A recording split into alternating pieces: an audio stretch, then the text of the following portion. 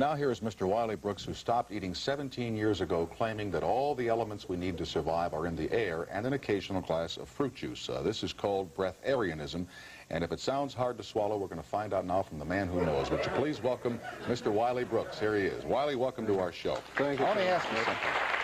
You haven't eaten for 17 years. You have not had a sandwich, a hamburger, hot dog, pretzel, a piece of roast beef, fish, vegetables, nothing for 17 years. Right. Well, let me explain what breatharianism is first, if I might. Breatharianism But you haven't eaten for 17 years as we know it. Right. I don't eat, yes. Breatharianism is a philosophy that believes that the human body, when it's in perfect harmony with itself and nature, is a perfect breatharian. Now, all of the constituents that we need is taken from the air we breathe. And the fact is, there is only one thing that keeps the human body alive, and that is breathing. The food that we take is the same as any other thing we take into the body, as it becomes a habit. In other words, eating is an acquired habit, just like drinking alcohol or smoking cigarettes. Mm-hmm. Well, does that mean that when a baby is born, you don't have to give it anything to eat, no milk or anything? No, that would only work if the mother was a breatharian. Because we don't come into the world as breatharians from mothers that are breatharian, before we even get started, our blood is poisoned. You see, we already start at a disadvantage when we're born. So because of that, a person needs to be an adult, and that's why I don't even lecture people who are young about being a breatharian. First, you must kick the habit of eating. You see, we've done... Yes, that's right. How did you kick it? Yes. Well, in my case, I had a real good reason for wanting to do it, and that's the reason, that is the thing that will help anyone. Go to a bad restaurant every night, that'd do it, wouldn't it? That helps too, right. But my main reason was that I was getting old, you know, and I was, my hair was falling out, and my father bald very early, and of course the answer was that it's hereditary.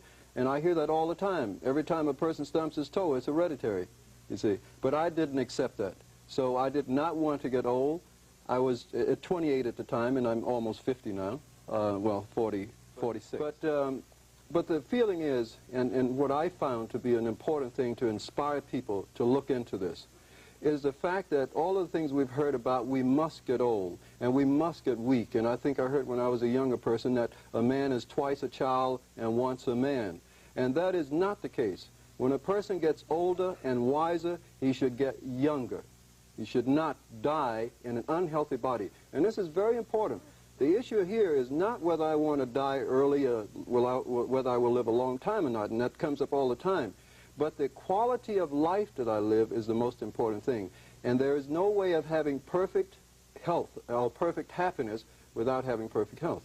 So, do you breathe, do a lot of deep breathing and things to get the whatever is in the air that's good for you into your system? No, I don't have to do that. And one of the reasons why I was insistent on finding out how the body worked is because I had always heard that the human body was created by the Creator in perfection. And obviously, if something is created perfect, there's nothing you can do to it but make it less perfect. And that's exactly what man has done.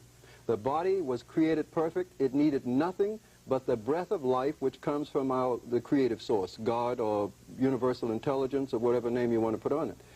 In that state, man was perfect, and all that we have done to it is that we have taken it from that perfect state to a lower point of consciousness. And that is why our environments and everything that is in our lives are where they are, because of the quality of our blood. You live in Boulder, Colorado. Yes, that's true.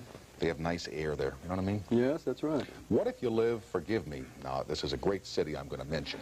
Yes, I understand. What if you live in Secaucus, New Jersey? You know, I mean... It would be a problem. Oh, what?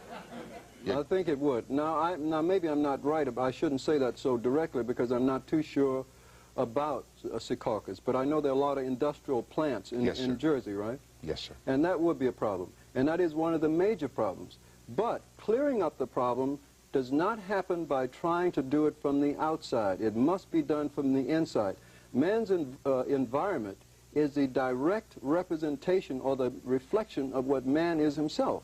So actually, to clear up our environment, it's necessary to clear up the blood of the people. You see, a breatharian is probably more concerned with the air than a person who's eating everything. How many breatharians are there in this country, would you say? I don't know of that many. I know of several people that have, for instance, there was a young lady who stopped eating when she was 9 years old, and she didn't eat anything for 10 years.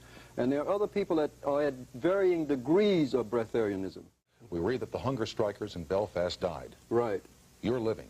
What's That's the right. difference? What's the difference? The difference is, very importantly, they wanted to die.